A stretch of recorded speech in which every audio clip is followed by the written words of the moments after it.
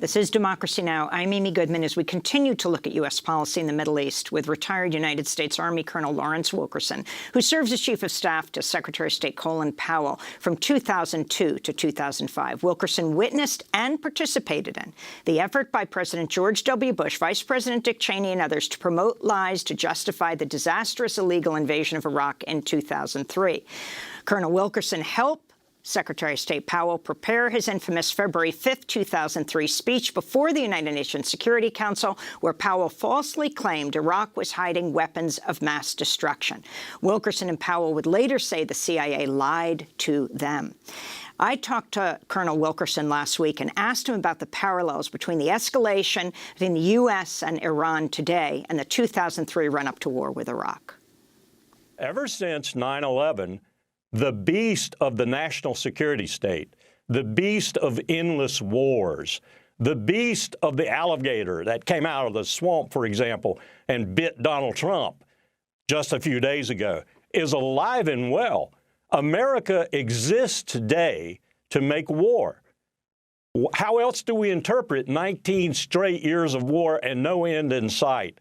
It's part of who we are. It's part of what the American empire is. We are going to lie, cheat, and steal, as Pompeo is doing right now, as Trump is doing right now, as Esper is doing right now, as Lindsey Graham is doing right now, as Tom Cotton is doing right now, and a host of other members of my political party, the Republicans, are doing right now. We're going to cheat and steal to do whatever it is we have to do to continue this war complex. That's the truth of it, and that's the agony of it.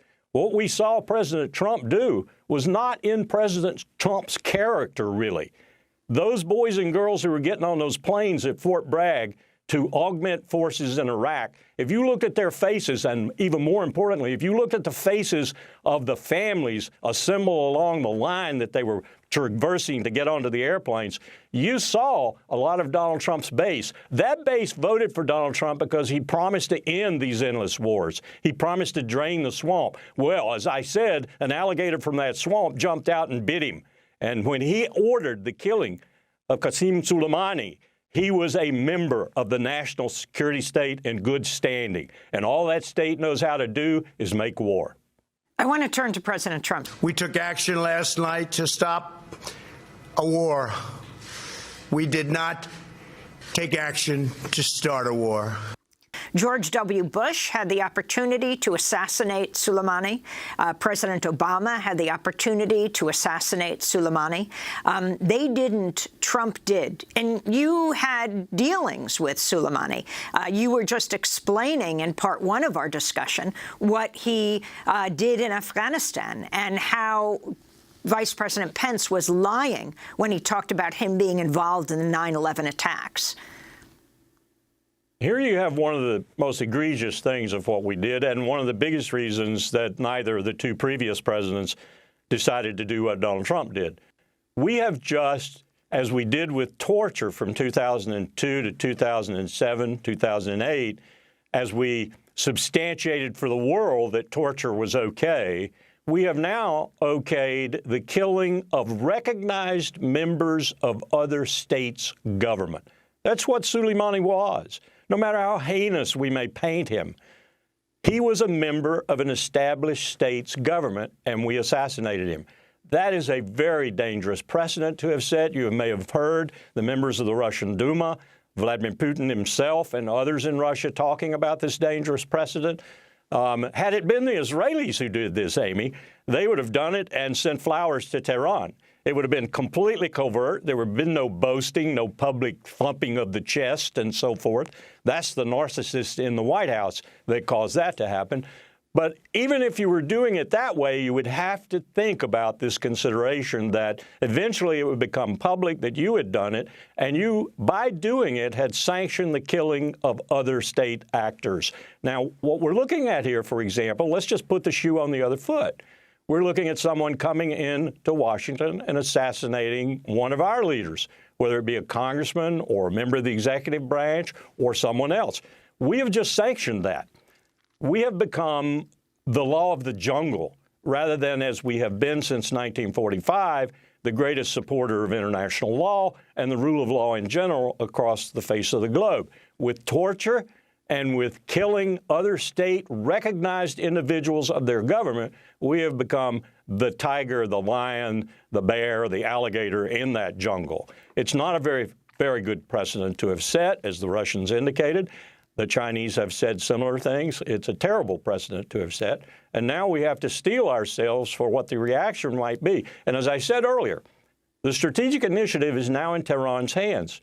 They can decide now whether or not it's a major escalation that they perpetrate or just something that sort of fritters away over time and doesn't cause the U.S. to execute a bombing package against the targets, for example, that Donald Trump has suggested.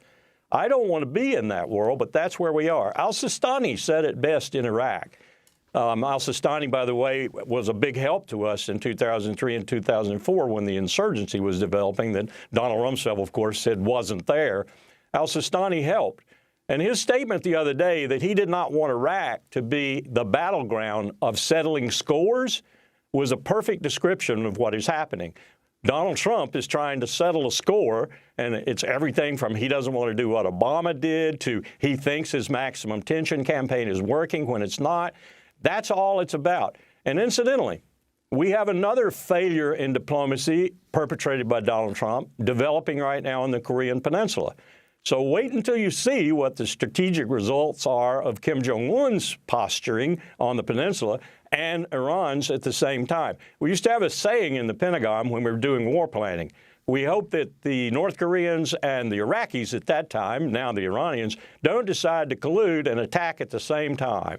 Well, Donald Trump has set that kind of strategic situation up now with two major diplomatic failures, mostly because of the narcissism and the lack of competence that he himself has exhibited, but also because of the national security state and its desire to keep these wars going. Can you elaborate on what Soleimani did back when you were in the Bush administration? You were working with him. Well, what we had in the first days of our reaction in Afghanistan was not really a military action. It was a CIA action. Donald Rumsfeld actually got furious with the Army because he couldn't get into Afghanistan fast enough. If you look at a map, you'll see why he couldn't get into Afghanistan fast enough. Of course, we had to go over to Pakistan, Uzbekistan, and ask them for overflight rights and for logistics rights and so forth in order to even get into Afghanistan. But what you had was you had essentially a war between the Taliban, Mullah Omar and his group, what was left of al-Qaeda, and the Northern Alliance, which the CIA had been supporting all along. They had killed Massoud, the Lion of Panjshir, the guy who was really leading the Northern Alliance, too. Al-Qaeda had killed him about the same time they did the 9/11 attacks. So it was really chaotic. When we did get some special operators in, and we got a lot of aircraft in with, of course, precision-guided munitions, then we began to turn the tide, and we began to get to a situation where I can tell you we were all almost apoplectic at the time. We didn't know who was going to invest Kabul. We didn't know that we hadn't just turned Kabul over to the Northern Alliance and thus to a continuation of the last 30 years of warfare. So we were very anxious to make sure everything worked the way we wanted it to after that so-called victory. And one of the groups that helped us the most, as you might imagine, were the Iranians, because the Iranians looked at the Taliban as their enemy, too. You may recall that the Taliban had killed some Iranian diplomats and others in the months prior. So the Iranians were all for our eliminating the Taliban as the legitimate government of Afghanistan, and so pitched in to help. As I said, once President Bush had given his speech about the axis of evil and included Iran in that, their desire to help was not quite as ardent as it was before, but they nonetheless, realizing, as Iran almost always does, I hate these people who say they're irrational. They're far more rational than we are. Let me say that again. The leadership in Tehran is far more rational than the leadership in Washington. So they decided they would continue to help us because, after all, the enemy of my enemy, you know, all that old good business about the enemy of my enemy is my friend. And they did, in fact, continue to help us all the way through the Bonn Conference. And Soleimani was part of that at the time. You just said Esper, Pence, Pompeo, Trump. Explain what they're lying about right now as we hear them talk about he was just about to engage in another attack on U.S. personnel. Well, the first thing they're lying about is a military professional, and I know cold. No general, especially not one at the level that Soleimani was operating, no general reaches out and kills someone. Nor does he reach out to a team and say kill someone, nor does he reach out to a squad or a platoon or a company and say kill someone. He gives orders at the top, sets strategic purposes and principles and general guidelines. And he boosts morale, and he travels around, and he talks to the teams, and so exactly what Soleimani was so good at. So to say that Soleimani himself personally was an imminent threat is, as I said before, laughable. And the fact that Esper and Pompeo, who have some manner of expertise in military affairs, are saying these things, makes them even more egregious liars than otherwise. If John Kerry got up there and said something like that, or if Warren Christopher got up there and said something like that, Kerry, even with his Vietnam experience, you could give them a little bit of leeway. But these guys are supposed to be experts in the very fields that they're talking about. They're anything but experts. They are warmongers. They are warmongers par excellence. Mike Pompeo and Vice President Pence, they both long for the rapture, for the end times, for Jesus coming down to the earth and killing all the unbelievers with his flaming sword. This is what they are all about. This is why they allowed the embassy to move to Jerusalem. Go back and check the remarks that were made at that time, the prayers that were given and so forth.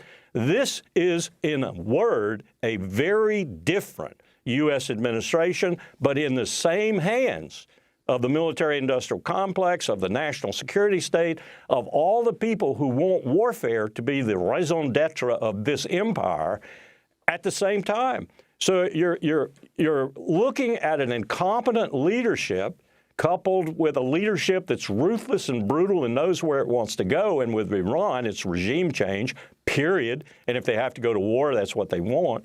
And now they've got it to the point where it's going to be extremely difficult. I'd put the chances at 50-50 for us to extricate ourselves from this march to war.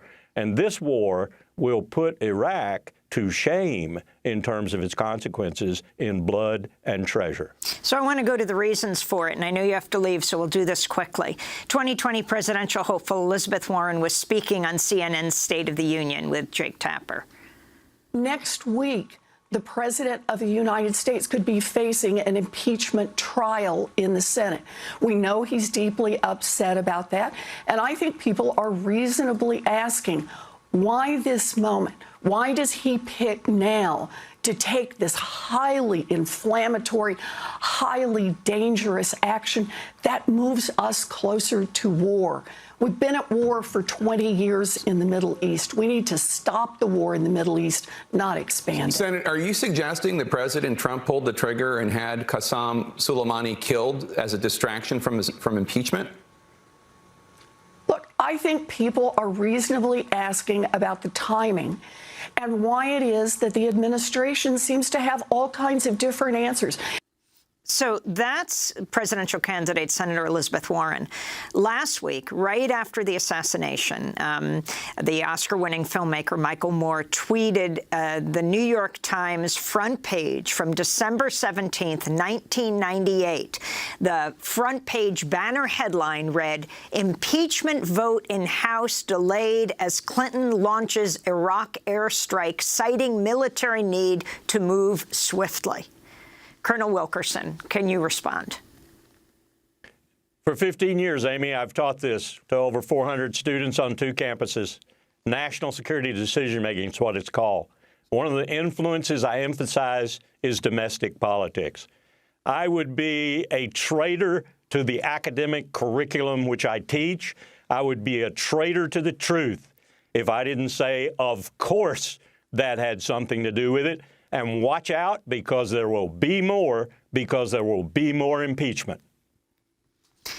Any final words, Colonel Wilkerson, as we move into this very critical period with President Trump saying if Iran responds to the U.S. assassination of one of their leaders, that the U.S. will hit 52 sites, including cultural institutions, which is, by the way, considered a war crime, 52 for the 52 hostages Iran took more than 40 years ago. If that were the case and we actually executed such a package, we would solidify 80 million people in a way that for the next 30 years would cost the lives of countless Americans, business people, tourists, and so forth throughout the region and perhaps throughout the world.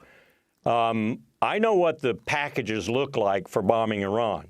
I worked on the Soviets as they invaded Afghanistan, and we thought they were going to drive south to Chabahar, Bandar Abbas, to warm water ports in Iran. So I did some of the battle planning for fighting the Soviets in Iran. I know the territory, I know the strategic depth, I know the mountains and so forth. I can tell you right now that the bombing packages that we have that will call on Al-Udeid and multi-carrier operations in the northern Sea of Oman and Khalif in Saudi Arabia, Incirlik perhaps in Turkey and so forth, are not designed to do that. So if they are designed to do that, in other words, modified, and if they do that, we will have started a catastrophe in the Middle East that will make, as I said, Iraq look like child's play.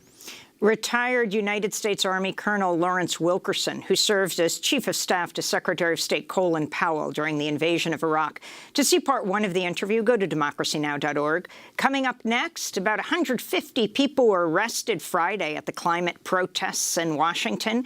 We'll hear from Jane Fonda, Naomi Klein, Bill McKibben, Ariel Daranger, Tara Houska, and Joaquin Phoenix. He was arrested too, and he was just nominated for an Oscar. Stay with us.